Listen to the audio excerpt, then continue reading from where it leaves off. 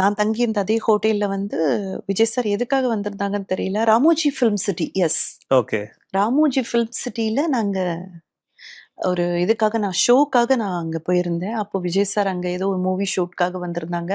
அப்போ ஒரு தடவ நான் அந்த காரிடார்ல பார்த்தேன். ஃபர்ஸ்ட்டு போய் நான் தான் ரெகக்னைஸ் பண்ணிட்டு, "என்ன ஞாபகம் இருக்குங்களா?" அப்படின்னு கேட்டேன் நானு. "ஏய் ஹாய் எப்படி இருக்கீங்க?" அப்படின்னு சொல்லி ரொம்ப கேஷுவலா பேசுனாங்க. எந்த பந்தமும் இல்ல, ஆர்ப்பாட்டம் இல்ல, ஒண்ணுமே கிடையாதுங்க. நார்மலா தான் பேசுனாங்க. நானும் நார்மலா தான் பேசினேன். 2 பேரும் அப்படியே பேசிட்டே, அப்புறம் என்ன ஏது காட் மேரிட் அப்படின்னு கேட்டாங்க. அதுக்கப்புறம் அவங்கள விஷயங்கள்லாம் நான் சொன்னேன். எனக்கு ஜென்ரலா தான் பேசிட்டு இருந்தாங்க. ஏர்போர்ட்ல திரும்பவும் மீட் பண்ணேன். ஓகே. அவங்க அவங்களும் ஏர்போர்ட்டுக்கு தான் கிளம்பி இருந்திருக்காங்க. அது எனக்கு தெரியாது. ஸோ நானும் about to start Hyderabad to Chennai. So மறுபடியும் ஏர்போர்ட்ல மீட் பண்ணி, "ஓ! நீங்க ஏர்போர்ட்டுக்கு தான் கிளம்புனீங்களா?" அப்படின்னாங்க. "ஆமாங்க. நீங்களும் அங்க தான் கிளம்புனீங்களான்னு?"